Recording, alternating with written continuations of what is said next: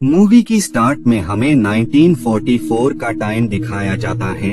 ये वो वक्त होता है जब वर्ल्ड वॉर खत्म होने के कगार पर था, लेकिन अब भी हिटलर यूएन की आर्मी के सामने घुटने नहीं टेकना चाहता था।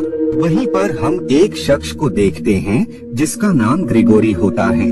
ग्रिगोरी ये बिल्कुल भी नहीं चाहता था कि इस वॉर में हिटलर हार जाए। ग्रिगोरी के साथ उसके दोनों साथी भी होते हैं जो कि असल में उसके स्टूडेंट्स ही थे। ग्रिगोरी के स्टूडेंट ने काफी मेहनत और टाइम दे करके एक डिवाइस को बनाया होता है।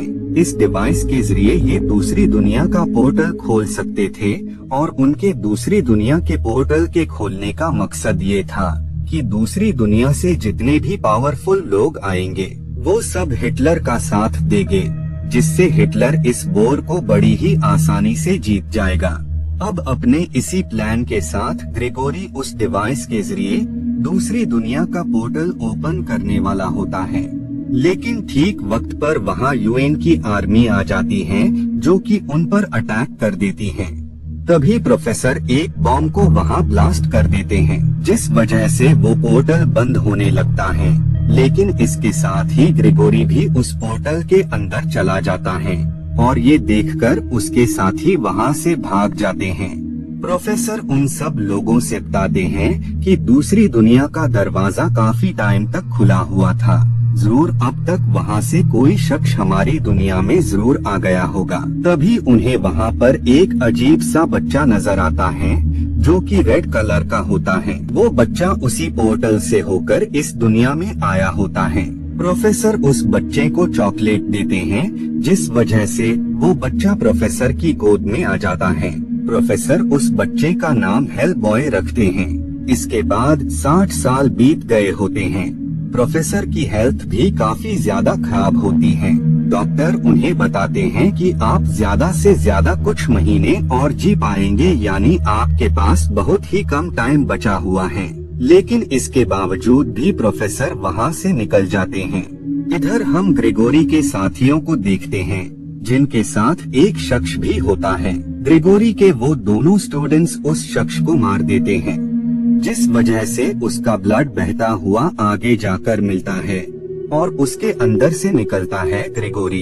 इधर प्रोफेसर घर पर आ जाते हैं, जहां उनके साथ उनका लॉयल स्टूडेंट भी होता है।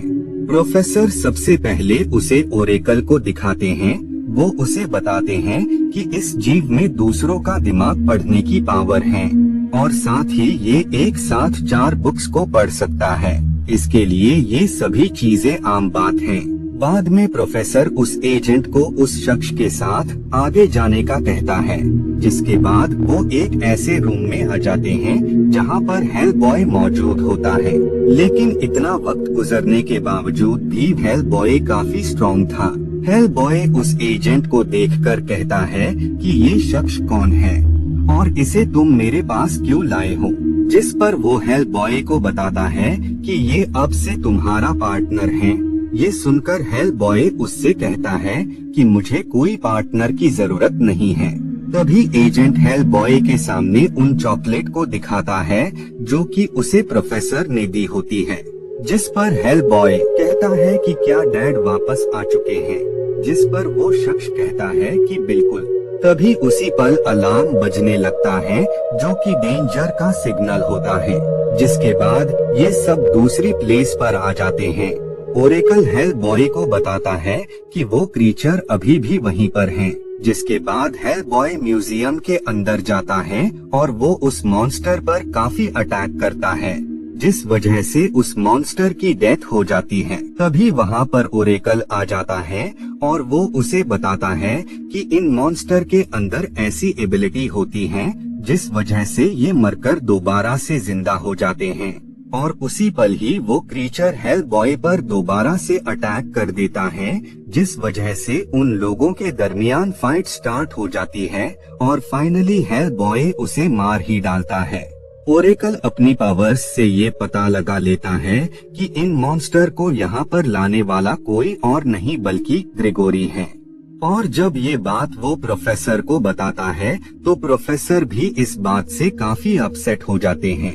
बाद में हेल बॉय लिज के पास जाता है, जो कि मेंटल असाइलम में होती है। लिज असल में कोई और नहीं बल्कि इन्हीं की टीम की मेंबर होती है। लिज के पास फायर की पावर होती है, लेकिन यही शक्ति उस पर हावी हो रही होती है, जिसके चलते उसने कई लोगों की जान को खतरे में डाला होता है। इसी वजह से लिज को मेंटल असाइलम में रखा गया होता है। यहाँ पर वो कुछ हद तक अपनी पावर्स को कंट्रोल करना सीख गई होती हैं। तभी वहाँ पर प्रोफेसर और बाकी लोग आ जाते हैं, जो कि हेल बॉय को लेकर वहाँ से निकल जाते हैं। बाद में जब ओरेकल हेल बॉय की बाजू को सही कर रहा होता है, तभी उसे वहाँ पर एग मिलता है, जो कि उसी क्रीचर का होता है।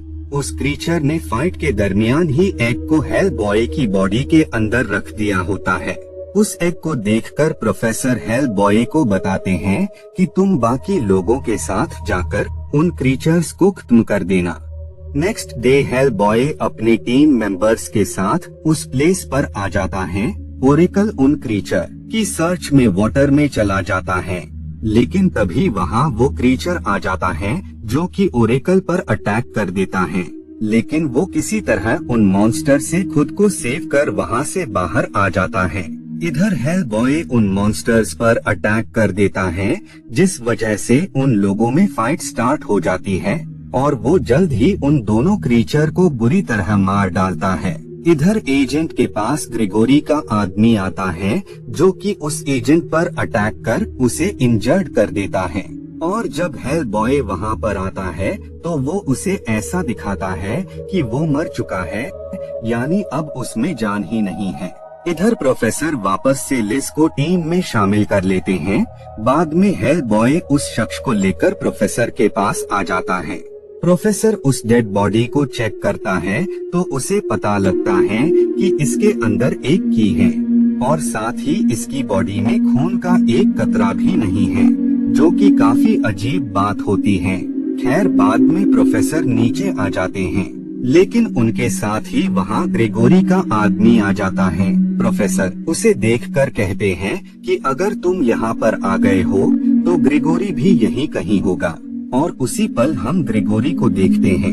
ग्रेगोरी प्रोफेसर को बताता है कि आपने हेल बॉय को अपने पास रखकर बिल्कुल भी अच्छा नहीं किया, और अगले पल ही वो उनके हेड पर हाथ रखता है, जिससे प्रोफेसर को फ्यूचर की झलक नजर आती है, जिसमें वो हेल बॉय को देखते हैं, जिसके हेड पर बड़ी बड़ी सींगें होती हैं। जिसके बाद ही ग्रेगोरी का आदमी प्रोफेसर को मार देता है। बाद में जब हेल बॉय को इस बारे में पता लगता है, तो उसे ग्रेगोरी और उसके लोगों पर काफी गुस्सा आता है और वो डिसाइड करता है कि वो ग्रेगोरी और उसके साथियों को हमेशा के लिए खत्म कर देगा। जिसके बाद ये सब लोग उस प्लेस पर आ जाते हैं, जहाँ पर ग्रेगोरी और उसके लोग मौजूद होते हैं। हेल बॉय को वहाँ पर ग्रेगोरी का आदमी नजर आता है, जिसने उसके डैड को मार दिया होता है, जिस वजह से वो उस शख्स पर काफी अटैक करता है और वो उसे मार देता है। इधर लिज और उस एजेंट को वहाँ पर वो क्रीचर्स नजर आते हैं और उसी पल वहाँ पर हेल बॉय आ जाता है, जो कि उन मॉन्स्टर पर अटैक कर देता है। लेकिन उन क्रीचर्स की तादाद बहुत ही ज्यादा होती है, जिस वजह से वो यहाँ पर हारते हुए नजर आ रहा होता है। इसी वजह से लिज अपनी फायर की पावर्स का यूज करती है और वो उन सब क्रीचर्स और एग को डिस्ट्रॉय कर देती है। लेकिन इसके साथ ही लिज और हेल बॉय बेहोश हो जाते हैं।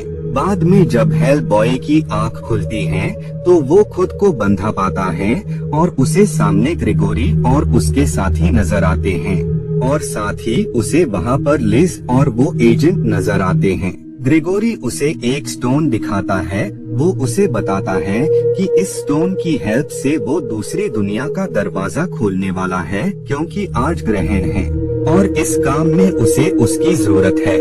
वो उसे बताता है कि तुम्हें पता है कि तुम्हारा एक हाथ क्यों बड़ा है। दरअसल ये हाथ एक की है, जो कि दूसरी दुनिया के दरवाजे को ओपन करने में हेल्प करेगा। लेकिन हेल बॉय इसके लिए तैयार नहीं होता है कि वो दूसरी दुनिया का दरवाजा नहीं ओपन करेगा।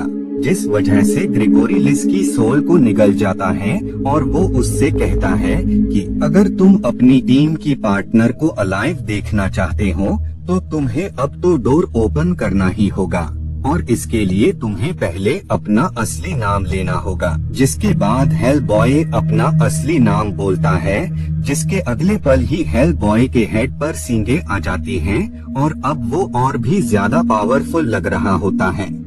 बाद में हेल बॉय एक डोर को ओपन कर देता है और जब वो दूसरा डोर ओपन करने वाला होता है तभी उसी पल वो एजेंट हेल बॉय को उसके डैड का लॉकेट दिखाता है।